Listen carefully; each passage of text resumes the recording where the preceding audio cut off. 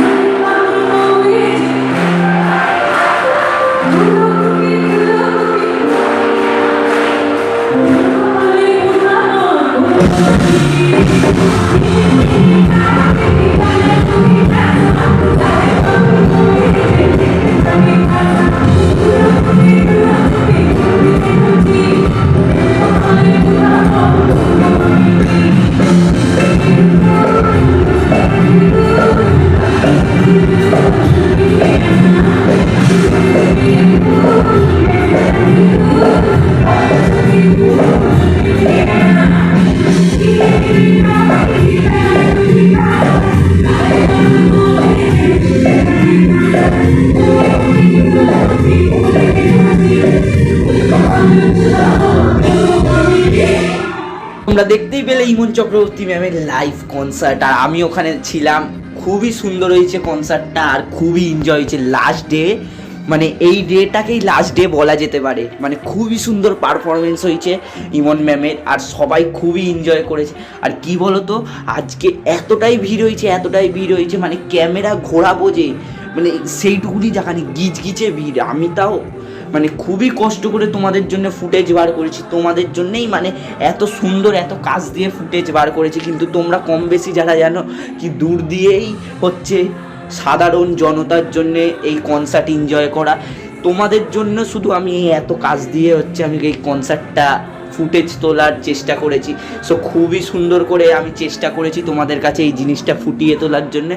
So like, share, সাবস্ক্রাইবটা করে দাও প্লিজ, একটু সাবস্ক্রাইব করে দাও, একটু সাপোর্ট দেখাও যাতে আমিও এরকম ভিডিও বানাতে পারি। আর টুইন্স ব্লগার আনঅফিসিয়াল ইউটিউব চ্যানেলকে প্লিজ সাবস্ক্রাইব করে দাও, আর কনসার্টটা এনজয় করো।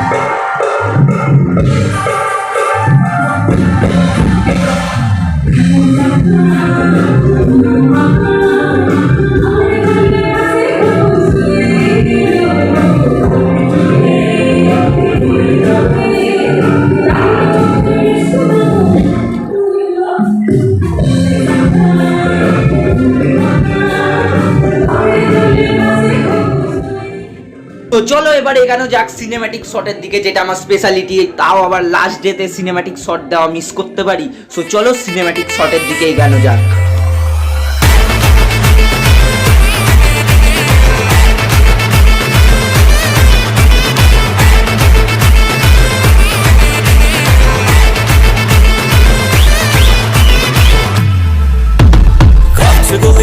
কাঁপছে পাড়া, নাচবে হাতি নাচবে ঘোড়া, আসছে হিরো সরে দাঁড়া, ক্যাজরা করিস না।